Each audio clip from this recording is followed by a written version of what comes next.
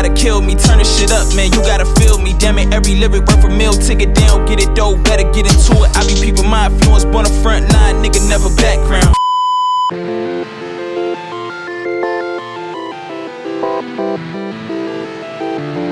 Alright, we're going. Like, you know which one I just learned is fine shit.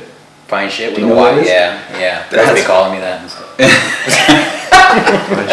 Fine shit is funny, dude. I hate it every time someone says type shit. Oh yeah, type shit is wild. I hate that shit so much. I don't mind. I don't have it. I'm not attached to any like phrase specifically. I think like cursing on stage. Like you only get so many. Though. Yeah. You can't just keep spamming it like thinking it's gonna do the same thing every time. Mm-hmm. You get one. You get like one type shit. You know.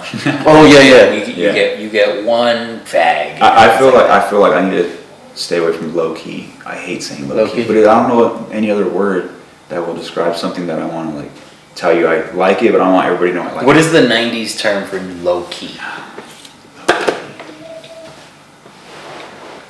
Wait, I don't down low.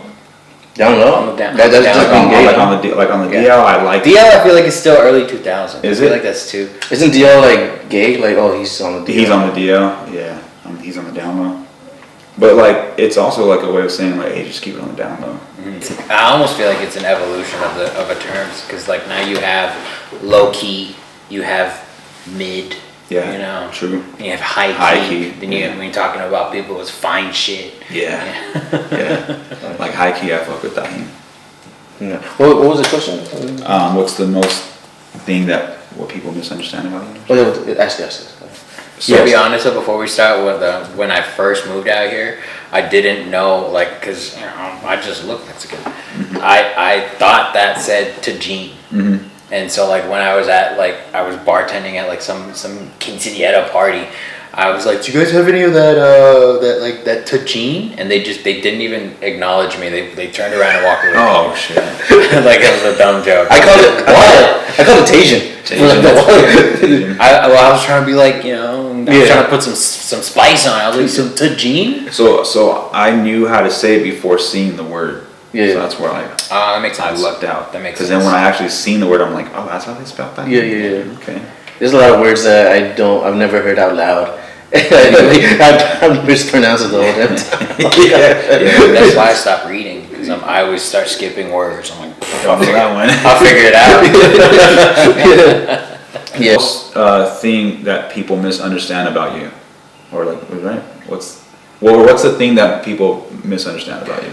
I think people think that I'm mad all the time.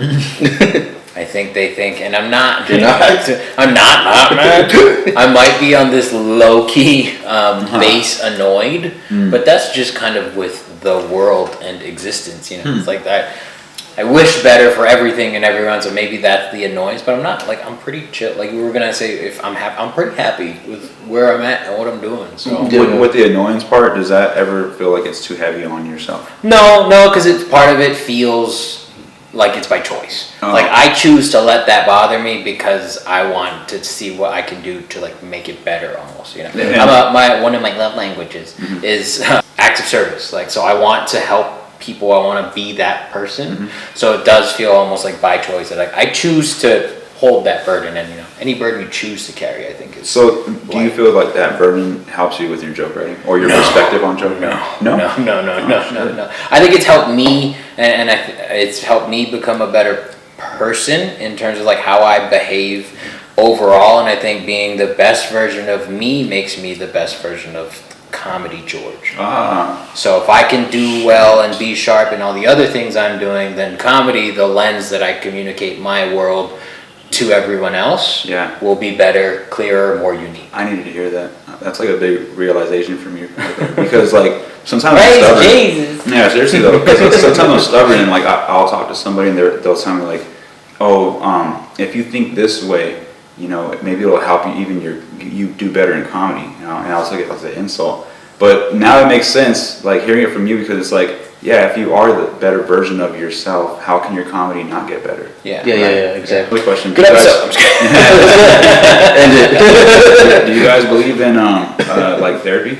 going to therapy? I just started. Yeah. I just started, man.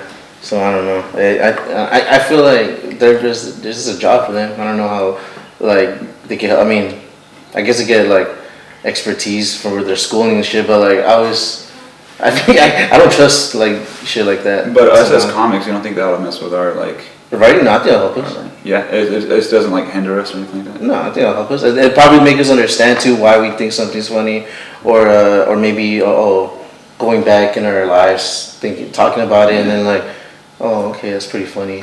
Like, you know what I mean? Okay. No shit.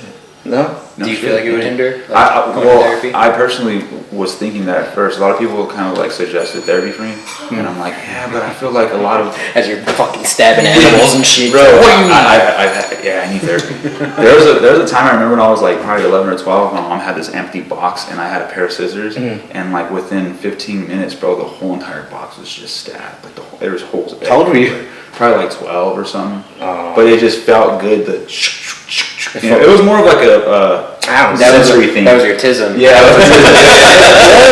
every episode, you keep on giving me more This is true. It's just the sound and feeling of something cutting through. And she came in and she was like, what the fuck? Don't you want, like, part of me, I don't want to project on you, part of me wants to like bite through skin. Like that sensation of like my teeth sinking into that I know soft exactly what you mean. flesh. Like I feel like that's the same sort of, intrusive would I think dictates that I can't control it. Yeah. But I understand it's more of like I just want to know. It's like, yeah, I know what you mean. Yeah. Mm-hmm. But what do you mean? Intrusive doesn't mean you can't control. It's just like, it's just in your head. And like, But it's not a thought, it's a curiosity. Yeah. Like I feel like an intrusive thought is like, oh, I'm gonna fucking run off the road. But for me, it's just like, but I want to know what it feels like. Yeah, like the sensories of everything kind of like crushing in your teeth. I know exactly what you mean, to be honest with you. Yeah, it's my system. That was the feeling I was getting with the scissors, kind of like cutting through. Every hole was brand new, and it felt crazy that I can feel the fibers just like breaking on and through the scissors. And their ribs just breaking. Stop!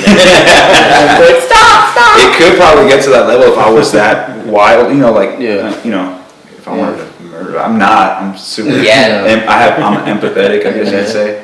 There's a whole another timeline where like Junior's a serial killer. Yeah, but even this, even like that. You like that? Gets me like that. Like breaking through that. I'm like, that is pretty sensory. It's some sensory. Yeah. But like so you don't want to go to therapy though because you want to be fucked up. And you want to be fucked up, and that's what helps your comedy. Not that I don't want to go to therapy, but like I don't want to have like some type of realization, like, oh shit, bro, like maybe I should just like not even do comedy anymore. What if that's like making me worse? Like. Oh, okay. But if you guys are saying like, no, I mean, you can look at different perspectives. I didn't think about that. Like, I could find more writing. I think a lot of comics have this weird preconceived notion that you have to be damaged to do comedy.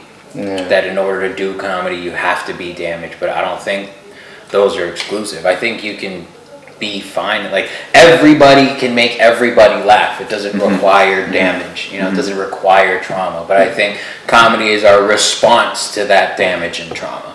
Yeah. So it's like I think they're like, if you're not damaged, you're not a comic. It's like that's just, you're looking at it from the wrong end. Right. And so I think that's why a lot of people don't want to do the therapy as a comic, because they do feel the same way of like, but what if I fix myself and then I'm not funny anymore? Yeah, I don't have that perspective anymore on life. I just like, Yeah.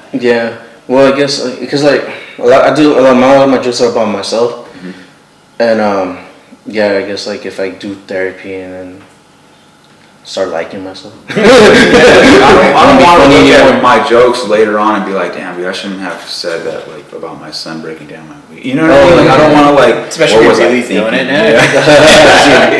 That's what I'm telling you, man. Your kid doesn't have autism. He's just high. He's just high, bro.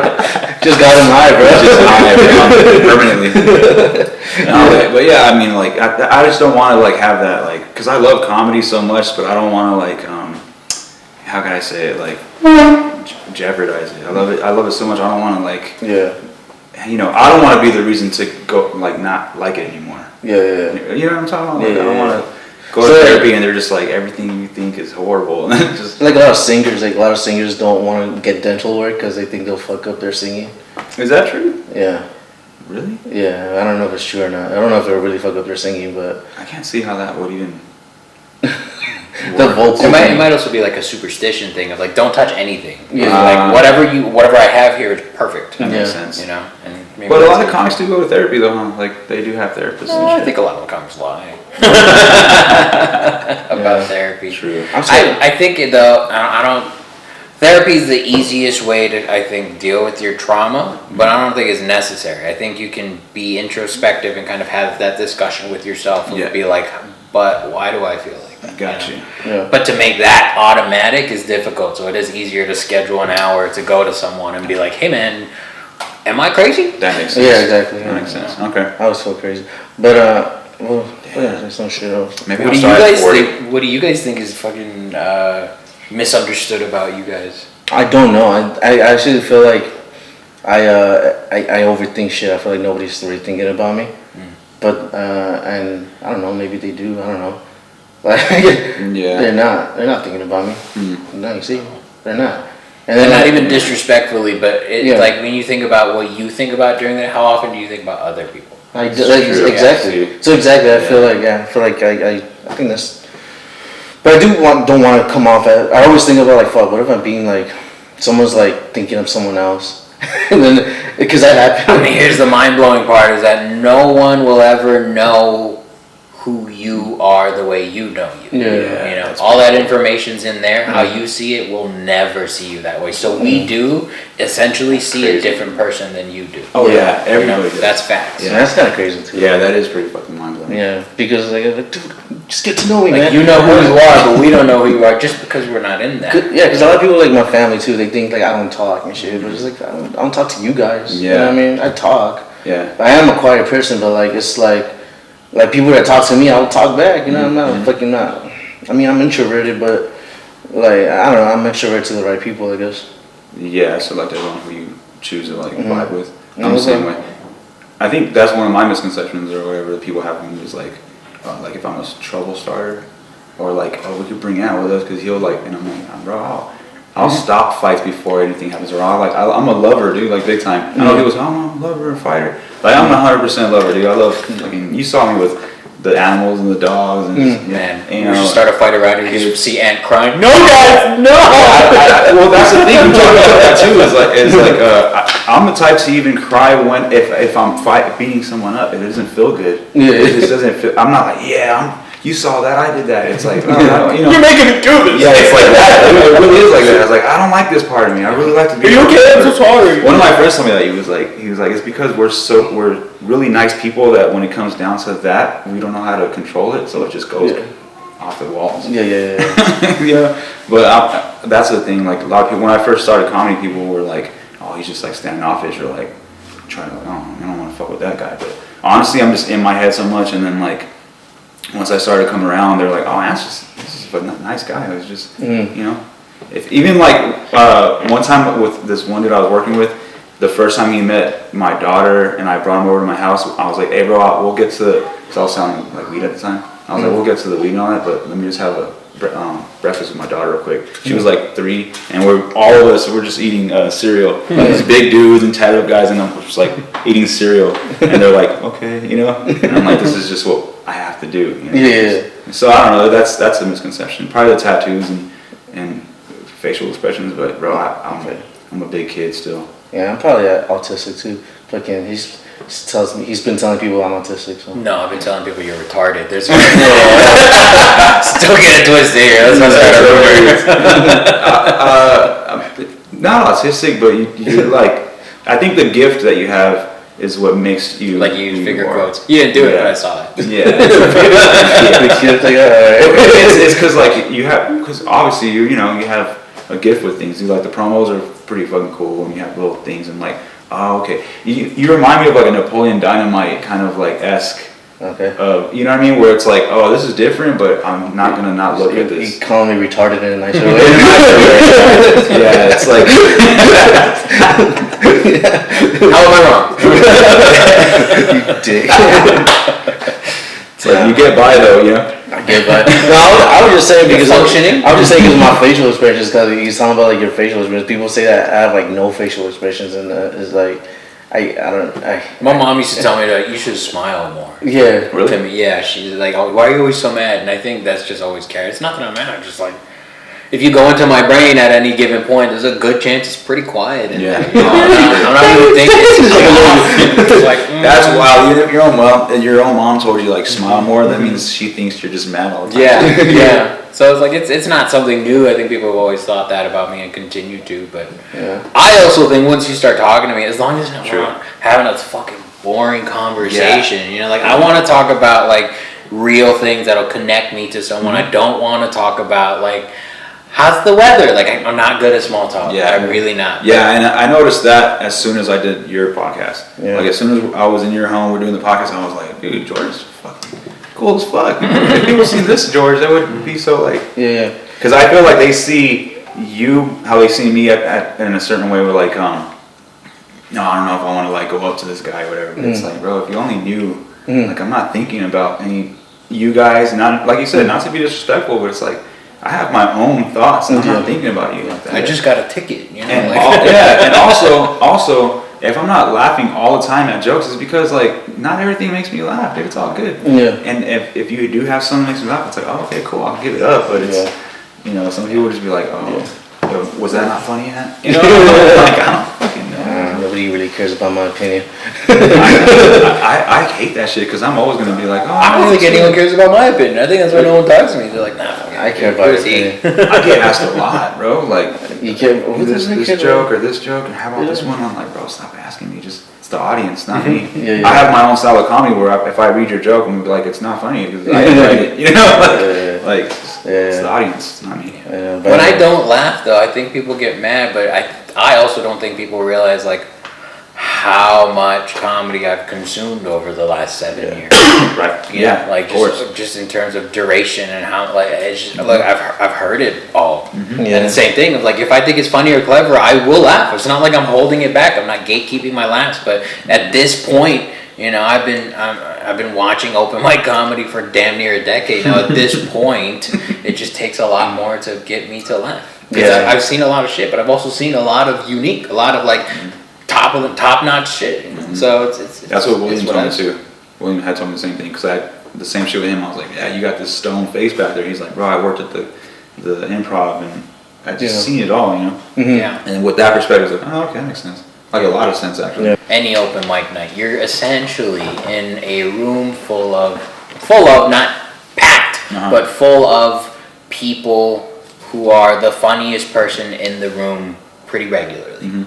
You know, and so at an open mic night, just funny is not necessarily enough to make the room shake. You know, everyone's bringing funny. You gotta bring something else now. And I think that's why I feel like if I can just work on me, if I can just do me and relay me in the best way I can, then I'm good in terms of work. You know, I can keep generating stuff because I can just keep living life. And what do you mean by like as long as you can just do you? Meaning like not focus so much on others? Shit. For sure, yeah. I would say the first 5 years of the buddy system. In fact, like before we had like a whole system in place, it was kind of me fulfilling that need to serve others and provide, and then it did at some point burn me out and refocusing and being able to delegate tasks to other people or having other people host, like because I felt like for a long time if I asked someone else to host, then I'm asking them to kind of take on my responsibility. But I had to reframe that and like because there's a lot of people that want to host because of the experience that getting on stage in front of people, but also for a second the clout of being a host for the show is kind of cool. For a night like that is fun. It is great. It isn't all just let me do George's job. And so once I shifted that perspective, it allowed me to let go more and focus more of my energy on preparing my set before. So and that's true because the very first night I hosted, all three of you guys were in your notebooks and I was like, oh shit, they weren't lying. Like you guys really want to focus on your guys' shit. You're like when you're hosting, you don't have enough time to. So when I hosted, I was like, oh damn, you guys all were in your. And I was like, damn, it's right. And like, so it's I seen it as not like I'm doing his job, more like it's kind of like, hey, bro, you need that break. Yeah. For a minute, But I think it's also important to, at least from my perspective, if I'm going to help someone or help people develop their talent, like there are things you need to do, there are standards that need to be met so that you can become the best version of yourself. It's very true, because when I go to other mics or somewhere else, and you can see the difference in like their hosting quality. You know, it's like, oh yeah, this is not. It's kind of stressful hosting for the back to the grind though, because It is, yeah. Because like especially like, comments take it personal. Like when like dude, it's like I'm sorry you got late. It's not you know. Every comic's gonna take it personal. Like some kid, like some newer kid, like he fucking got. He's taking it personal. Like if I didn't want to put him on the list last time, and I'm like, dude, like I just filled up. Here's a little hack. You can always say it, and I'm more than happy to back you anyone up at any point. You can always say, "Oh, George said I can't." Yeah. That's fine. Yeah, that's fun. Yeah. Yeah, I'm gonna start doing that. There you go. George told me not to George put said I Jackie though. can't. It's on camera. Yeah. George said hard cut off at 8:47. I like that, because I hate confrontation, bro. That's another thing people might think I like. I fucking hate confrontation. There's also like a lot. So I would be like, oh, I don't know, you know. Yeah. That'd be perfect. George said. Yeah. There's a lot of people like in comedy too. Like, dude, like don't take nothing personal. Like either. Like don't. If I give anyone advice, like starting out, like don't fucking take nothing personal. Like and just Pick fucking something else. That's my advice. Yeah. Dude, it's like. Yeah, because like you're never gonna get ahead too either. Like, oh, this guy doesn't like me because of this. Like, bro, like it's a fucking business. At the end of the day, we're all working. We're all like we're all. And I think that's why it's important for me too to like when I'm not hosting, when I'm not working at Back to the Grind. Like it's important for me to carry myself as another comedian. That's why my name goes in the bucket the same way as everybody else. Because now when it comes time to enforce the rules, I'm doing the same thing you are. You know, like I'm not doing anything different. Yeah. I'm showing up earlier than you because I have to set up. But I'm still just a comic. It's almost hands off at that point, even if I am working. I'm like, look, this is how we run it. This is how everyone knows we run it. It's fair across the board. And that's a misconception people have of you. They think that you're giving like you're playing favoritism on the mic and shit. They think you're. No, I'd make it much more obvious who my favorites are. Yeah, exactly. That's different though. But I'm saying like they think, oh, why is he signing up? Like he's like, well, I got here. Like what's going on? And like dude, he's like, I put you last time, and like I didn't because like. And it wasn't like I could have put you first, you know, because you run the fucking mic. Bro, you know what's funny is people will tell me too, like, bro, how are you last, bro? You host this thing sometimes. I'm like, well, because it's fair. Mm-hmm. But I mean, I'm like, if I'm last all the time, it's just like that's just my luck, I guess. Like it's just my luck. But if I sign up for priority, I'll always get like second. I'm like, they're gonna think it's great. Yeah. But it's just how it goes. But like legit, I've had people saying like, but you host, dude. Why are you last? I'm like, why are you in my ear right now like this? Like it doesn't matter if you host or not. Like it's just. Bro, they fucking lost my ticket one time. And Hey, I didn't even know you signed up. What's you, bro? You didn't want to. I didn't do it, bro. I love to hear your shit, dude. I would never want to. Like George said, if it was favoritism, maybe you would know. Like, it would be a showcase. Yeah. I want to ask you, you view comedy more as a science or as a moment? A little bit of both. I would think the longer I do it, the more my answer changes. I try to remind myself, even at open mic nights, that like this specific group of people in this room is the only time in history that this is going to happen. Mm-hmm. You know, this moment's never gonna happen again. So I do my best to try to enjoy it, and I think that's why I get so mad when I bomb. Is like, man, I really just ruined and wasted this unique moment in time. You know, like my brains out kind of thing. Wasted my time, wasted their time. But I think there is also a science to it. You know, it's like boxing. Once you understand the science, then you can use the science to express yourself. Mm-hmm. You know, that's why it's the martial art. It's like, how do you fix the issues you see, the obstacles that are in front of you? What tools are you using to overcome said obstacles? So I do think there's a science that can be taught. If you guys want to come, come run this School of Improv, take some classes. Yeah, no. But I do think like comedy's pretty.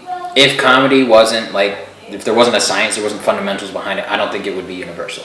Yeah. But everybody. I agree with the science part, especially. But the bombing part is part of the science.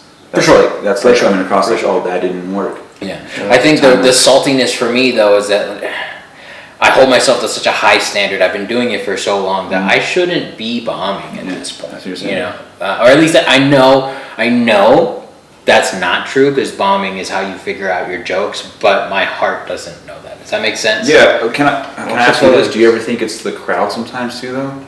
Like sometimes crowd's energy is like not really. I always feel like I just feel like it's just the status that you are too, because like, the crowd's gonna look at you and already have a perception of judgment towards you, and you're gonna have to work extra hard to gain their trust that you're funny. You know what I mean? Like if he was like popular or famous, like they're gonna listen right away to everything he has to say, and they're gonna enjoy it. They're gonna laugh. But you nobody knows who we are.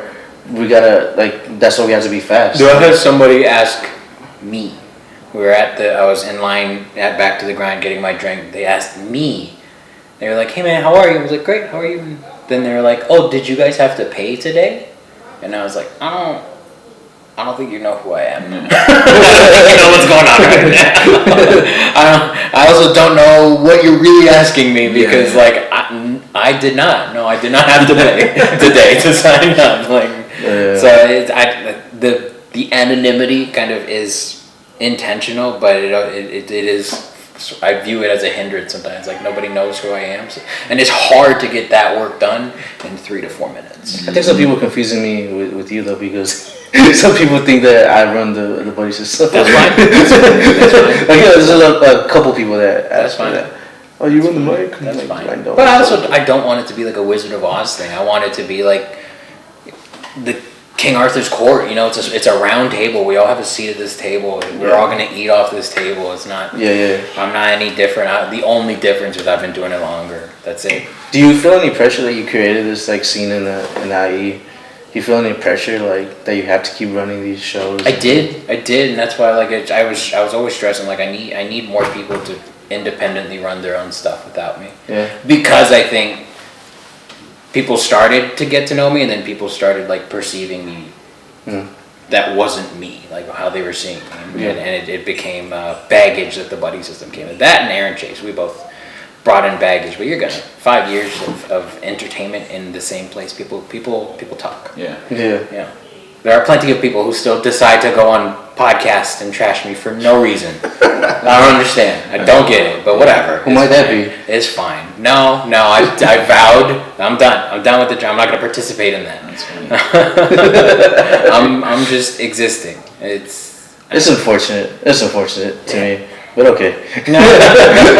I think it makes it easy. Like, okay, you're canceling yourself out of my shit. I don't need you. Kind of, yeah. It's like, look, we don't have to. I have no. That's the thing. It's like for everyone or anyone who feels a certain way about me, I definitely don't feel that way.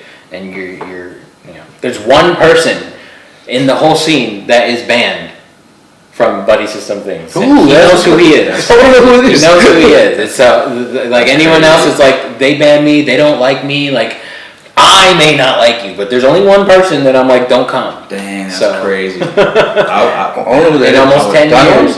Yeah, you guys know. I'll tell you after that's cool. Drama, but there's only one. And so I don't know why people feel like I'm gatekeeping anything or I'm doing any. I'm not. I'm at George's house eating his mom's watermelon. Yeah. Wink. Yeah. I remember. Yeah, one time some guy was all going all crazy at a mic. And the people, the establishment, the people that work there banned them, not them, not you guys. I can see that. Yeah. So it's the venue, basically, right? The venue, That's the people. I think comics forget about that part. Yeah. Is that yes, we're comics, yes, we're running a show, but at the end of the day, the show's got to be inside a venue, and at the end of the day, it's their say. Like we really got to play by their rules. So. What was your worst bomb? My worst bomb was probably at the Ice House. I went up second to last. This is before the renovation, so it was the side room. I don't remember what they called it anymore, but not the main stage, the little one on the side. Yeah. I remember. I see one time. I went up like second to last at an open mic. Just fucking silence, dude. Just open mic. Just dead silence. Yeah. Did you killed prior though? To that? Like you've killed rooms prior to that? Oh yeah. Okay, but that was your first bomb. What was your first? That was my worst bomb, bro. What was your worst bomb? Yeah, Chatterbox. Because I started at Chatterbox. Because that's like the only open mic I knew of. Then I heard of Buddy System, but I was more intimidated by the Buddy System in 2020. I was like, I have to be way better. See, he's like, what the fuck than to go there. I swear to God. It sucked. They blow, dude. In 2020, I was just chatterboxing. That's where I bombed like the most, bro. Like the most. I was sitting down right away. I was like I'm talking about like right away sitting down. It's just like, yeah, I got. And now I see videos back, and I'm like, what a fucking loser. What are you doing? But you just learn all these things, you know, like.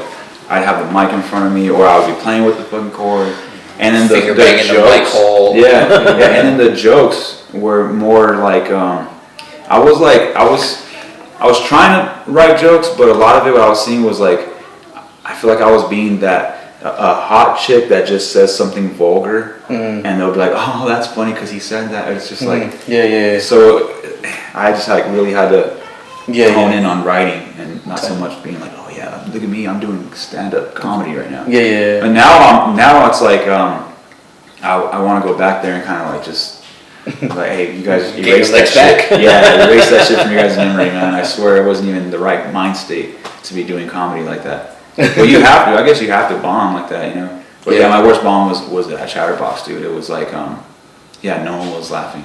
It was tough. Yeah. It was tough. There was probably like one or two people laughing, but I really felt genuinely that they were like laughing at me. Like, that was stupid. Like, he's not even.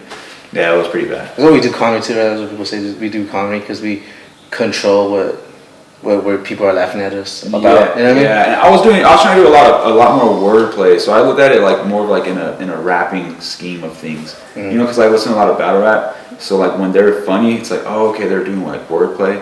So my wordplay on stage as a comic was corny as shit. It was just so corny. Yeah. Like I look at it right now, I was like, that's corny shit, dude. Like, why is everybody surprised that they're fighting at Popeyes? It's in the title, you know, Popeyes and stuff like that. And they're just like, oh, that's... Slow it down. I just did. Conceded. Slow it down. Exactly. Yeah. So I came from that. That was like my. Like, oh, maybe if I write like that, you know, like wordplay, and that shit just suck. And what's crazy is like I have favorite comedians, I just never really like, oh, let me try to write like Louis or write like Anthony Jeselnik. And just that's what I like to listen to. Yeah. But I think just like when life started getting wrong, and I was like, I decided myself to go out and do an open mic because before I was just invited. Yeah. People were like, hey, we're gonna do some. You want to sign up too? I'm like, all right, like karaoke almost, you know. But in 2024, when I decided finally, like, I'm gonna go back and I'm just gonna like really make it something that I want to learn and craft and you know, make my own voice and shit. And I took it seriously and just kept going. Yeah, that's it. Yeah, just consistency. What's your favorite comic?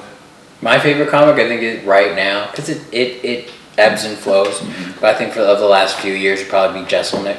Yeah, right. Just because of his, it is the pen game. You know, it's kind of the same thing about like how battle raps evolved from like the off the tops, and then it's now it's written with beats and then written with no beats. You know, like it does kind of ultimately come down to the pen. Yes. I feel like, and I feel like Jeselnik is the master of the pen when it comes to comedy. I think so too. His word count is low. His laughs per minute are high. They're precise. Like he's 100% confident that you're gonna laugh at whatever he's about to say, even if you don't. And he delivers it in such a way that when you don't laugh, you feel like you missed out. Exactly. Fucking nailed it, dude. Yeah. I can't wait to play this back and like, because I always try to explain why I like Jeselnik so much. That's exactly like, it's his pen. And it's also like, it's crazy because he doesn't like perform. He's just giving you straight, like it's literature almost. And it's like guaranteed funny because he structured it that way. He's like the Eminem of, you know how Eminem like plays with words like a puzzle? And it's like if you took that one word out, it wouldn't work. Yeah, it's a very fine weave thing, and you're like, oh, now it doesn't make sense. The timing included though, like if he's paused for 5 seconds longer, joke's flat. You know, there's that perfect right up the top. I feel like right now, I feel like only he can do that. I haven't really seen anybody else kind of like get into that. I like his views on cancel culture because in his last special, it was funny though because I feel like the audience didn't know where he was going with. He's like, I'm not a fan of cancel culture, and everyone was like, cheering. It's like that's my impression of a Joe Rogan listener. And there's like he was telling, like it was like he was saying that that cancel culture like why are we like mad at cancel culture? Like we need like it's always been like we've always had like we had PC culture now, as they call it cancel culture. We are, I think, in comedy, like we need that like resistance of like, because if we didn't have cancel culture, nothing would be funny. It's true. You know what I mean? That's true. Like the whole point that something is funny, especially something edgy, is because that's edgy. That's like if there's no one's offended, there would be nothing that would not be funny. That's you know like what I mean? saying you need Christina Aguilera, Britney Spears, and NSYNC for Eminem to be that good on his Slim Shady LP. Yeah. Yeah. You need them, right? That's like their. Yeah, exactly. It's like, oh, that's dope. He's going against the grain and dissing these kids, you know. It's like white on white crime. Yeah. Yeah, that'd be crazy though. Like the whole reason I think shit is funny is because people get offended. I think that's. Imagine nobody just. Bro. But I mean, to keep going back to Jesselnick, I think every joke that he writes,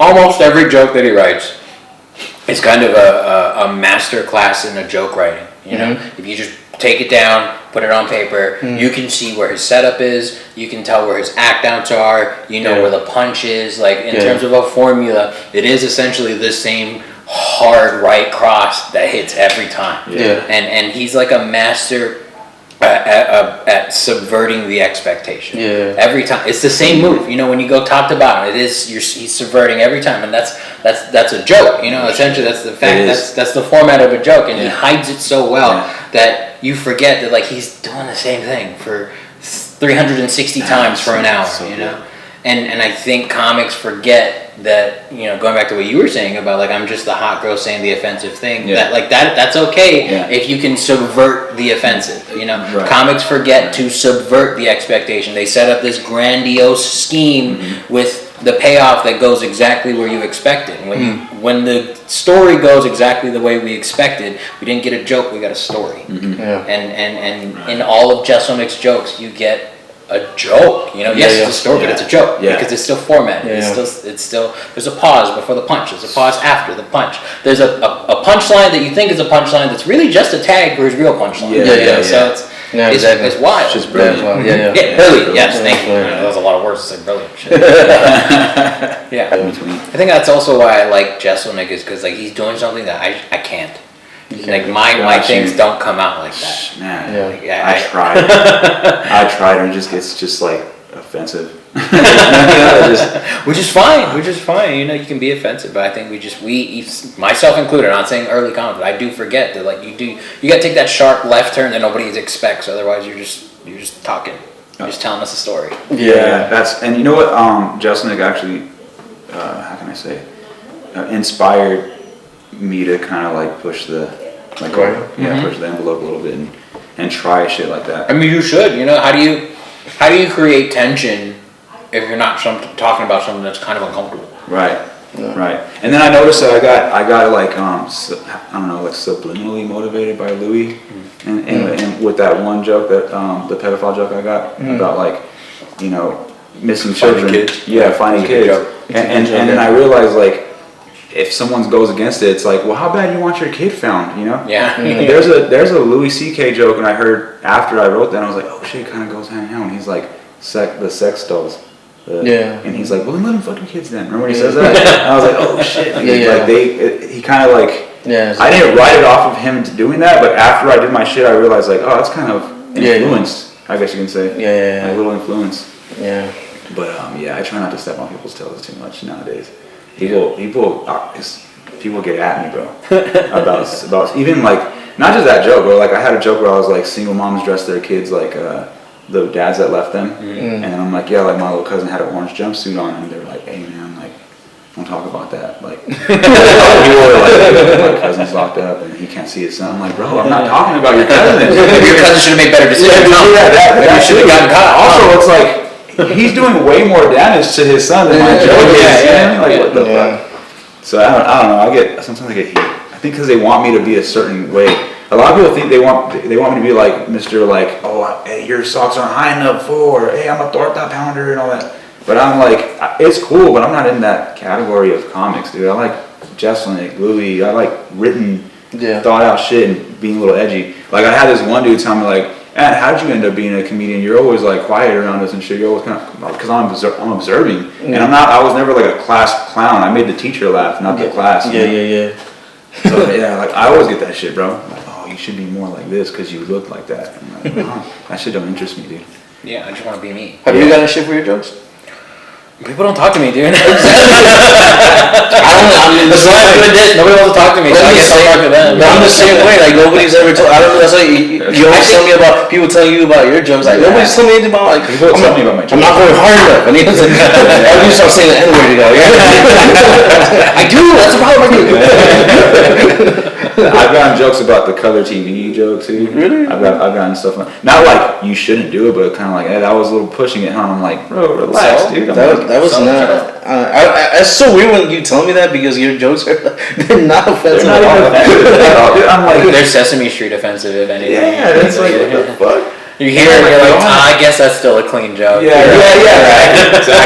Exactly. It's still a clean joke, even if even what he's saying is a little messed up. He's right. yeah, you know, like if I'm saying a pedophile on a leash, that joke, it's like bro. So many people will tell me like that's not right because you're like letting the pedophile get off. And it's like you're seeing it the wrong way. Yeah. He's on a leash. He's on a leash, and I'm trying to find a kid. Dude, like how bad do you want this kid found? Yeah. Those are dumb people, I think. Right? Dumb people just don't get jokes. They get offended. Okay. Fuck. Thank And you. they don't matter. That's why it's funny. Yeah, that is why. So if they don't get it, then they're dumb. Yeah. So going back to what you were saying, like, do I ever think it's the crowd? For me personally, no, because for a lot of the times, you know, at least for most of my career, the comedy that I was doing was like sneaking up on people. We were going into breweries where they're like, we're just trying to have a good night, and then there's a comedy show showing up, you know, I chose to do comedy. They didn't necessarily choose to consume it, so it is my job to make that consumable. Yeah. And if I don't, I didn't do my job. Yeah. So, Yeah. but admittedly, there are crowds that like are flat. That happens, but that's also our responsibility then to adjust and have the right tools in our bag to bring them back. Could you see Justin like performing just anywhere in Always Crushing? Or No, is there like no, right? for sure. There's like a No, specific. yeah. There needs to be a good enough amount of people, at least now, that know who he is, Yeah. or are very smart. Right. So right. yeah, it's. But now that like on his specials, like it's not that it's easy work. He does all the hard work, you know, refining the jokes and then recites it to his crowd so it comes off nice. Right. But then also I'm watching it as a fan, so it's like I also know who he is and Yeah. what he's gonna do. What's gonna happen? Yeah. So it's different. I don't think he's gonna crush in every room, but I don't think anybody can crush. Yeah, like, And once the veil gets lifted of like you start seeing star comics pretty regularly, you're like, oh, they're bombing too. Yeah. 10 minutes, that first 5 minutes was shit. It was garbage. You know, like. Well, that's how I felt when I went to the comedy store. I went to the comedy store, the original room, and it was like it was sick to see because it was like the back to the grind open mic, but like at a grander scale. Everyone was doing 15 minutes, like established comics. Oh, okay. Well, they were established. That's what their job. Names, their names are on the wall. Yeah. Exactly. Yeah. And then they were like bombing, like some of them were bombing, and it's fucking crazy. Like damn, they still experience that. They still experiencing that even at this time. I like that though. Yeah. That's the whole science. Yeah. They're still working.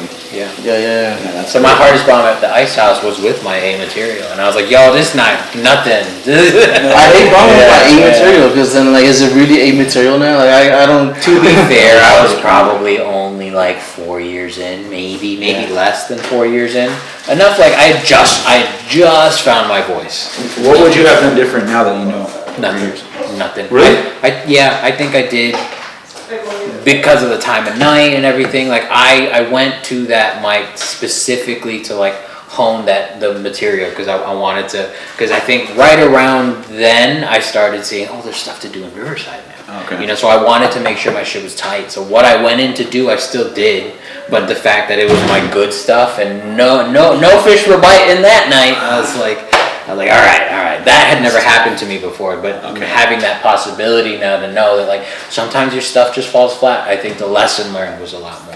Emotionally, it's still scarring, and I still think about it because I know exactly where I was sitting. You know, I knew everything about trauma. it. It is. It's real. It's real. But I don't think I would do anything different. Maybe buy more drinks, so I could have just gone home earlier. Because at that mic, like every drink you get a receipt, and you get to throw that receipt in the bucket, which increases your chances of going up. Oh yeah, cool. Yeah, and then they would pull it out. Yeah, so it was cool, but I was poor about 2 drinks. I was like, I'll wait, I got time. yeah. When you're broke, you do have time. Yeah, I got nothing but time. I'll just nurse this Heineken until it's room temperature. Nah, he bombed with my. I bombed one time. I was Jeff Garcia invited me to. Jeff, it's weird flex. He invited me to. I thought he was just inviting me to chill to this restaurant in San Bernardino, and it was a show, I guess. Oh shit! And then he told me to go. Was it Noah's? Yeah. No one was in Noah's actually. No, it was just some sports. Was it celebrities? Sports. So I think it's. I bombed the celebrities before. Yeah. And it was like It's not good. There's TVs all over the place. Yeah. How did he do? I think he did good. Yeah? But like I'm saying, like Celebrities is tough. I didn't know I was gonna go up. I thought I was just chilling, and then I went up. He was like, you should come by. You're like, okay, cool. Yeah, so I just. I'm one of the stars now. Wouldn't you expect that though to like go up? Like Yeah. you didn't expect it? No. I tell people he's retarded. Yeah, I didn't know there was a show going on. I thought they were he just literally invited me to hang out or something. And said, hey man, you could come by, and you're like, cool. Yeah. Crazy. But yeah, because it was Richard Villa's show, I Then guess. two name drops in less than. Bro, I wish that happened to me. Richard Villa took me to the Laugh Factory, I think, West Covina, I think. And like backstage in the green room with the people on scene. Covina? Bro, all the way, I just drove that fool, basically. I was like, all right. It was cool though. I mean, You didn't go up? It was cool to go and see and look at all the, You didn't go. He's all, look, that's the elevator, behind the elevator. I'm like, all right, cool. That's the parking lot where you're parked. I'll meet you over there. Yeah, You didn't go up? I didn't go up. That's my favorite. But you know what's crazy is like when I seen the whole thing, I was like, bro, I would have crushed here. You ever feel that? Like, I've never bombed at I could confidently say I've never bombed at that Laugh Factory Covina. That's good. I haven't tried up yet. That's why I like it. What's your favorite room? Probably right now the Ice House main room. I think that room is perfect. It's just. I've never been for the Ice House. It's loud, dude. Really? Yeah, when you get like a pop, just I think because like the room is slightly curved, so I'm just my fucking man science. I think they laugh and it comes up and it echoes back, to you. so it almost hits you twice. So it does feel like this super loud. Like that was hands down. That's badass. The hardest I've crushed, but also the loudest. Like I was like, oh, I've never experienced this before. Like this is too much. Like you guys need to shut up. I only have 7 minutes. Shut your fucking mouth. I haven't even gotten to my clothes. Like they were laughing at setups, but again, like the room is set up perfect. I love that. Like, that's a great thing. Yeah. There is no chair. It's set up like a theater, but it's intimate like a restaurant, and there's no seat that faces away from the stage. Oh, I love that, dude. And so it's just perfect. And then in the back, the green room, that's the nicest green room I've ever been in. Yeah. That's Laker money, dude. They got that 2-way mirror, and then there's 2 green rooms in the main room. Oh shit! There's two green rooms. One for the headliner, one for the. Essentially, yeah. There's one. There's a smaller one that has like a mirror and stuff where like you get your snacks, and then there's the big one with like the fridge and all the alcohol in it, and then. They were smart though. They have that they have a removable wall so that you can sign it and then they get all right. Yours up. Fucking rip it down and then do it again. Have you signed your name? 3 times. Yeah. No, actually, I started keeping track. My name and then I have a tally. I think I'm at 5. Every time I'm at 1, 2, 3. I would love the Ice House. I will soon. I haven't done that. I've been wanting to. That's my favorite room. Pasadena, right? Pasadena. It's the only one, right? That's it, right? Yeah, I think that's the only one. Yeah, the Laugh Factory in Long Beach just looks like a church. Have you been there? Nah. It looks like a church. Yeah, it sounds like it's got a high ceiling.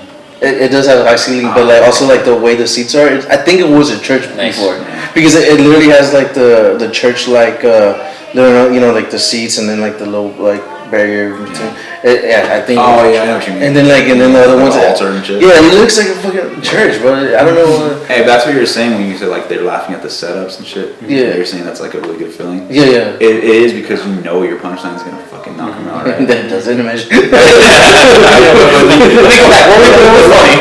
let me tell you this though. Doesn't it give you an extra boost of confidence though?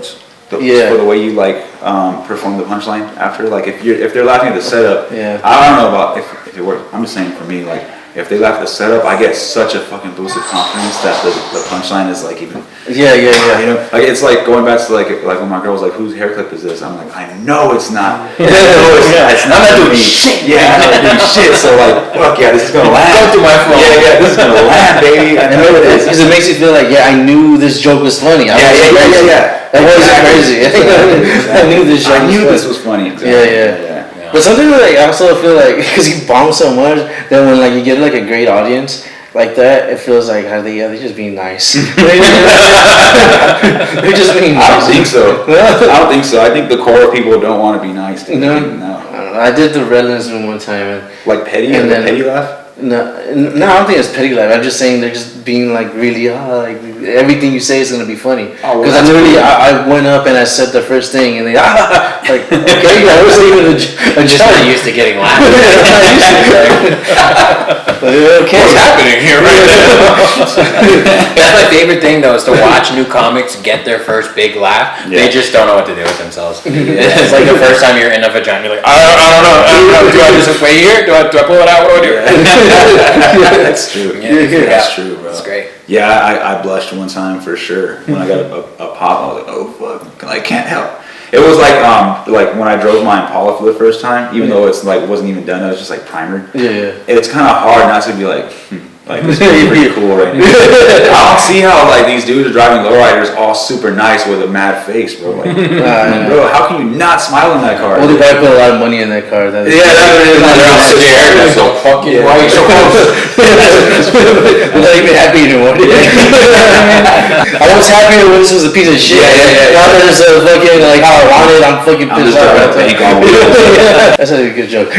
That's better than the one I had with lowriders. I had a joke about lowriders like that they're the drag queens of the car culture. Because I was in a damn bear suit yesterday. That's hot. Bro. Was it like a porno or physically something? hot. No, but it was weird. Erotic? It's a weird movie. It really is weird. It's kind of like, all right, I guess we can go with this. I'm just glad that Art there's house? Like an art house movie? like a comedy aspect to it. But I was in a full bear suit, dude, in downtown Riverside, messing with people. I was messing with people off camera. You know, on camera, yeah. I was like, dude, I'm gonna get the best out of this fucking suit. It's not mine. I'm just in it. No one knows who I am in here, so I was fucking with people. Have you seen the movie Midsummer? No. Yeah, you seen it? Yeah. And when that guy wears the bear suit, and they burn him alive. Oh shit, bro. It's a pretty crazy movie. I was a trans bear. Yeah, so like instead of being like a trans woman or anything, I went from a man to a full-on bear. Yeah. So it's weird. Like I'm like trying to hit on chicks, and they're like, get the fuck away from me. Is that the man and the bear thing? That you'd rather be stuck in the woods with a man or a bear? It's exactly what it is. Yeah. They told me that shit. I was like, what is that? And they're like, you don't know what that is? I was like, nah. They're saying, would you rather be stuck in the woods with a man or a bear? And then like a lot of women chose the bear, so that's where I came in. And then and it's not true because every girl I hit on, they're like, get the fuck away from me. Oh, that's a joke. Yeah, that's the joke. Yeah, Sorry. Spoiler. and it's cool because it's like, who's gonna expect me to be in a fucking bear suit? It's cool. That's why I agree to it. Yeah. Well, let's do it. Fuck it. You seen that one little guy like the meme? I don't know if it's a meme or not, but it's some guy who's like, I am a wolf or something. And essentially, I am everything I know. Oh, yeah. I identify as a wolf. Yeah. You know what I'm talking about? Yeah, I've seen And he's like the nerdiest looking dude, like not feminine too as well. He's Yeah, like, you're not I've seen scary at that. all. No, I've seen that. You seen that? Yeah, meme? Oh, I've seen I'm the that. only one. Okay. I've seen It's that just where like it's like you could be. But he's a wolf. he's not relating to it like how Well, I think it's just like you motherfucker. it's because I'm used to autistic kids. So like, I was talking to my kid the other day. I was trying to relate to him, and I was talking about like brain rot, like humor. You know, like your son. So that's what I'm saying, dude. I was on Timmy's podcast and they were showing me brain rot humor, and I was just. Yeah. That's like their new thing. Like I don't know what was our we were pretty random. Millennial humor was pretty random, right? The internet humor. I think the peak of millennial humor was Vine. Yeah. But it was like growing quick, vegetables in a corner. and it was like funny. It was like quick, funny, like, and then like the whole like I was asking. So what's the origin, the lore of like brain rot humor? Was it like it's got a skibbity? Like the guy. There was like an Indian guy doing a dance like skibbity doop doop doop. Oh yeah. You know that one? Yeah. The little heavy set guy. Yeah, that's some guy. Yeah. Yeah, you know what I'm talking about? Yeah. Alright, so it was that, and then that someone animated that into a toilet, so the skibbity toilet. Oh, shit. You know what I'm talking about? You know the skibbity toilet? Word. The skibbity toilet? So yeah, it became to that. Now they have that skibbity boo. Like it was like a toilet thing, Yeah. and it's like, and that's the lore of brain rot humor. And I guess that's where it started. And I was asking him, is that where it started? And he's like, oh yeah. It just felt cool. It just felt cool, like he knew Yeah. that you know now. Yeah, and it just felt cool, like relating to my boy like that. Yeah, So, yeah. I can't do brain rot humor though, dude. Like, You know? it's so hard to like laugh at it. What makes you? I'm, Because I'm like confused by it. you're. That's how I feel watching sketches sometimes. Yeah. I feel like I'm so disconnected. I was like, look, I know this is supposed to be funny. I just Yeah. don't get it. Yeah, like, That's like I watch SNL sometimes. I'm like, I don't. yeah, same. Keenan's cool, but I don't understand Yeah. what's going on right now. Same, bro. Same. And I think they're catering to like dumb people. Maybe. It might be what it is. Yeah. I'm not really plugged into culture anymore. What about Idiocracy? Have you seen Idiocracy? Idiocracy? Yeah. Is that with Jack Black? No, have you seen it? No, then I haven't. You never seen Idiocracy? It's with it's the guy that made King of the Hill. He made a movie. The guy that made the hear about Crater. Idiocy. I can't remember. Idiocracy? Yeah, but I hear about it all the time. I see about it on the internet and stuff. Oh yeah, I've never seen it. It's about like the future, and it's like, and then everyone was like stupid, and there's like trash everywhere. But like it's funny because their entertainment is like their movie theater is like a movie, and it's called Ass, and then like. And it's just an ass, and it's like some guy's ass, and he's scratching, he's farting, and everyone's in the laughing. That's crazy. And it's like that's like their humor Yeah, now. yeah. And that's kind of scary Yeah, because it's then, scary. like, especially now too, like saying the brain rot humor. Yeah. Like damn, we're going in that direction, right? Yeah, it's like Wall-E, right? Like Wall-E, yeah, it looked like Wall-E too, because it had all the trash. That scares me too. Like all this trash. What the fuck are we doing with all this trash? I think about that every time I throw my trash away. Yeah. Every time, dude. Yeah. I'm like, damn, it's not just me doing this. There's millions of people, and we're just doing. Because we can't even burn it, because I guess that's bad too. Bro, I don't know. What are we doing, right? Yeah. I mean, eventually we just cap the landfill, we even it out, and we build houses on it. That's what we do. We could. But Yeah. where's all Well, that's what It's happens. gonna keep going. Though. Is that what happens? Yeah. Oh shit. Yeah. Oh shit. That's why there's some cities you're like, it kind of smells like shit when it rains, huh? Oh It's wow. probably on a landfill. Damn, that makes sense. Holy This shit. place stinks. You're like, oh. But isn't basically like everything biodegradable if it all comes from Earth? Like everything comes. I think from it's Earth. about time though. Oh okay. Eventually, sure, but I think like it probably takes like 1,000,000 years for a piece of plastic to biodegrade because it's Damn. oil based. But like paper and stuff. I seen. Metal.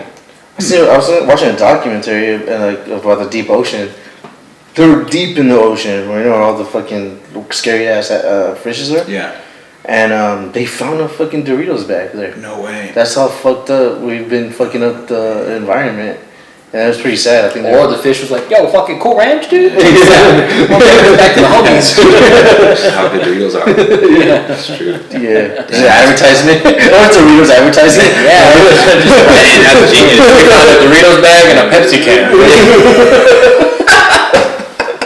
Their sales just go up. Yes, this shit's so good. Even the fish down there are eating it, bro. As above, so below. I was gonna say, well, you have a boy too. Like, what do you do to make him laugh?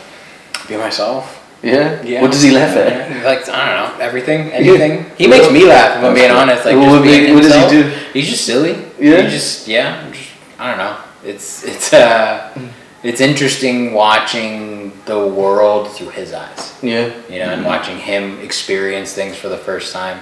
So like he'll find just the first time he's really watched water fall down onto something. Like 'cause he's taking a shower, but he'd never like watched it come out and then hit the ground. He lost it. He was like, "That's so funny." Wow. Yeah. He laughed at that. He laughed. He did. Holy He shit. did. That's just an innocent child's mind. Yeah, That's awesome. yeah. Because it was at the water part where it shoots the water and then you can watch it and then it hit the ground. Yeah, you see it like. Yeah, and he was like, yeah, that's "Oh, just bad. that's hilarious." Yeah, I just yeah. thought it was so funny. Yeah. So, That's pretty funny. yeah, it's random. He's got his own little personality and a little sense of humor. He's very slapsticky. He thinks like things falling, like just people throwing balls at each other. He thinks it's hilarious. Yeah. I think it's funny too. I think that's why like everyone's first like favorite like funny person that they like is Jim Carrey. It's just slapstick shit. Huh? Yeah, and it's also the element of surprise. Like, oh shit, he's gonna do that. Is this dude weird? Did you like Jim Carrey growing up? Or who was your Robin Williams? Is that No, Jim Carrey was cool, but I don't know if I like Jim Carrey. Because, like, I didn't know, like, comedy was something you could consume. That, like, concept wasn't really in my head till very late in life. Yeah. So I was watching Jim Carrey because I liked to watch The Mask and shit. I thought that was cool. Mm-hmm. But I wasn't watching it because I thought he was funny. I thought oh, he can spin, he's got cool powers. Oh, no shit. Really? It wasn't because it was funny. What about Ace Ventura? Like, I didn't get it. I didn't understand. I was dumb. Oh, shit. I was a very dumb kid. Like the shit that always sticks out to me with Jim Carrey is when he's driving, when he's in Africa, I think, or something. Yeah. And he's like driving like this. Right? And just on the road. It's just a smooth ass road. That shit's hilarious. Or the fucking when he's trying to get out of the ride. Yeah, so what's funny for me with that one is I always remember it just being dead silence and you just see the rhino and then the first. You know what I mean? That to me always gets me, bro. Just that was the first peak cinema right there. Yeah. That's a funny ass scene. You know, and he's like the guy out there. It's just shit that you wouldn't do or you want to do, but he's doing it in the movie for you. You know? Yeah, when he's talking with his ass. Yeah. Oh, Mr. Ass. Mr. He's got jokes behind it. You know, he's like, you have some banaka, like you know. So yeah, Jim Carrey was fucking great with the physical shit, dude. Yeah, I used to love that growing up, man. That was my favorite. I used to love Jim Carrey. Yeah, right. But Robin Williams is pretty cool too, though. I knew Robin Williams from Mrs. Doubtfire. Mrs. Doubtfire and Flubber and Jumanji. Flubber was good, yeah. I didn't know him from the other show. What was it, like Hook or I don't know what else. Yeah, Hook was later, but I was watching Hook because Rufio's Filipino, so I felt like I had to support. Nice. I like Jack. Jack was sad. Yeah, it was sad for that. Yeah. But I didn't watch Robin Williams do stand up for a while, until they showed that one on HBO where he's talking about golf. I remember that bit and I laughed so hard. Yeah. But by then I'd already discovered stand up, or at least known that I liked to watch the people on stage that make me laugh. I didn't know what that was. Who was the first person you seen that was like the first stand up? Like, oh dang, this is a thing. Yeah. Man. I don't know, that's a tough question. Because I ran into more of a sketch comedy because there's this little tape called Poi Dogs and Crabs, and it's just the audio of a bunch of sketches that this guy Andy Bumatai and just a handful of old 70s comedians, not comics but comedians. They made some sketches and it was an audio tape, and that made me laugh. So I was always looking for things to make me laugh, and so Frank DeLimo was also a stand-up guy that he would come to our school and do a couple minutes, but then also be like, kids, don't do drugs, and very motivational in that way. So the actual stand-up I think that I consumed that I was like, this is actually really kind of cool, was probably John Leguizamo. Yeah. His one-man show? Yeah, the first one where he talked about Rerun and where it's just him. It's an hour and 40-minute monologue, and it's a whole story. What's one of the ones that he does when he's where his mom is kind of she's done with the dad, and she's kind of because she's reading, she's in school now, and she's dancing with all the big words that she's using now, and he's with these big words, you're disrespecting me. Yeah, I fucking love that one. That was the first one. My first stand-up was Sinbad. Oh, nice. Yeah, I saw Sinbad for the first time. He was doing I forgot the name of the special, but he brought out these guys on stage and he was performing an oldie song, and he was doing sign language and shit with the song, and I'm like, dang, this dude is killing, and he was so smooth, and I didn't even know at that time that there was dirty comedy. Because people were saying, "Oh, he's a clean comic." I'm like, "What the fuck does that mean?" He just it was funny. Yeah. But John Leguizamo, damn, that's dope. That was the first that's dope one I consumed fully. Yeah. Because I would always run into Premium Blend on Comedy Central, and that was HBO, right? The John Leguizamo. Yeah. But I would always look for Premium Blend. Is that the actor too? Yeah. He played the clown on Spawn. Oh yeah. He's Luigi. I like his.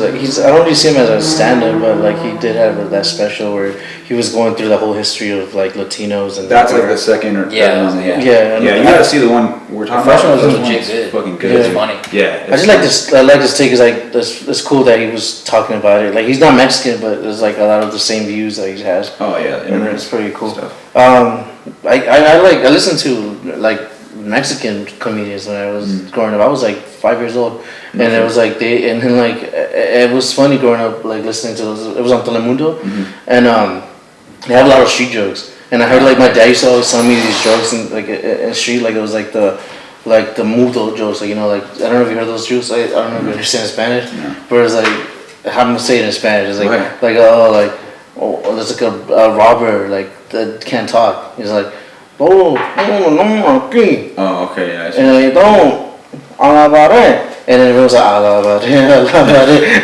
because he missed alabaré a la pared. Yeah, and he took the wall. And then like alabaré sounds like the song. Yeah, but it's like my dad used to tell me these jokes, and then I heard it on the TV. Like, oh shit, that's what my dad used to tell me. Yeah, that's cool. Pretty so cool. it was like jokes like My dad's stealing jokes, but they're like street jokes. So like, That's cool, and it all stems from just being silly. Yeah. Right, like when the kids are seeing shit, it's like, oh, he's being silly. Because John was really like animated too. He was acting out a lot of shit. Yeah, doing everyone's voices and stuff. Was that around the era of him when like The Pest was out? Have you seen The Pest? I don't think so. The movie The Pest, I think So. it's super silly. Yeah. That, and then he was a drag queen in Too Long Fu. Have you guys seen that? Too Long Fu. Yeah. He was a hot Latina dude. I was like, what the hell? It's John Leguizamo. It's Puerto Rican. Just remember Empire. Empire was pretty sick. Oh yeah, Empire was dope. Yeah. It's funny, he's alive. She has range. Like in Ice Age too. He was like He's a Latin childish Gambino. Yeah. Just does it all. Yeah, he probably does reggaeton also. Probably, he's probably a I sick bet. ass rapper too. Yeah. I bet, dude. He was so stupid though. He was trying to take credit for the crip hop though. I feel like Native Americans should take credit for For that. sure, It's like yeah. a rain dance looking thing. It does look like Yeah, for sure. Yeah. I used to think like they used to spell the crip. Me too. But I always thought that they would spell out blood and then like cross it out. Oh yeah. Yeah, I guess they don't. I don't know. I think they probably do. That's I don't know, before it's the probably like internet. some of them do. This is when people were saying that Marilyn Manson took his rib out to like suck his own dick. Oh yeah, remember those I don't think rumors? it's true. It's just rumors. Maryland's just like, no, I'm just home, dude. Yeah. Take Or it that easy. Lil Bow Wow was molested in San Bernardino. Oh yeah, I remember. I heard that rumor that supposedly Terry Crews raped him. Oh shit. Yeah, it was during the fucking Friday After Next or some shit. Oh wow. That supposedly Terry Crews raped Bow Wow. That's why Lil Bow Wow needed a wheelchair. Yeah. That makes sense. Rolling Bow Wow. That's why he made roll bounce? And Sierra had a dick supposedly. Oh yeah, I knew that. Early 2000s was wild. Yeah. it was. You know, I didn't even realize like when I was watching like George Lopez back in the day, like I didn't realize I was watching Hispanic culture because it sounded like my Filipino grandma. Oh yeah. Everything he was talking about, like this is hilarious. That's crazy. my family, but I Well, didn't we're know. pretty similar though. Yeah, we have the same, kind of. same words here and It's the there. Spaniards, dude. Yeah, because Yeah, the but- Spaniards took over the fucking. But then people that speak Spanish are like, well, you're Filipino, you should understand. I was like, I don't think you understand same way. how that works. Yeah. My people are jungle people. We don't have.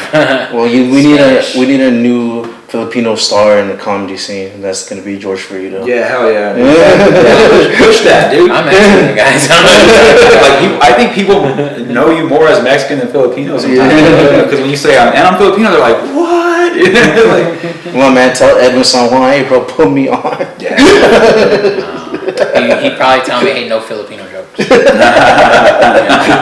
of that era, which is fine. I probably still have a good 35 minutes, and that doesn't even mention anything. That dude Keith is pretty good too. Who? Keith Pedro. I don't even know if that You know is. Keith Pedro? He's a Filipino. Oh, yeah? He's alright, yeah, pretty good. He's alright. Yeah, man. Well, thanks, George, for doing this with me, man. I want to say, though, that George's been a good mentor for me, so. Yeah. He's been a good mentor for me. Thank you for the platform, bro. That sucks because you suck at comedy. So it's like, what does that say about What does that me? say You about know, you? God damn it. Okay, fine, he's been an okay mentor. The platform, bro. He's been an okay mentor, yeah. responsibility for your He's a horrible mentor. He's a fucking horrible mentor. Were you recording this whole time from the glasses? I just noticed that right now. Those are dope, dude. Oh, yeah, he should That's have sick. get a different angle, like POV. POV. Video being on the gas. Every time you talk, it's gonna be through your lenses, and then. That'd be cool. Yeah, Sick. sick ass cut. Thanks for having me. This is fun. Yeah, no, follow him. Follow him. I was Follow at me George. to my car. Follow him to his car. Follow him to his shows. Follow him and everything. And thanks, man. Yeah, follow the buddy system. That's the George F. Love you. Bye.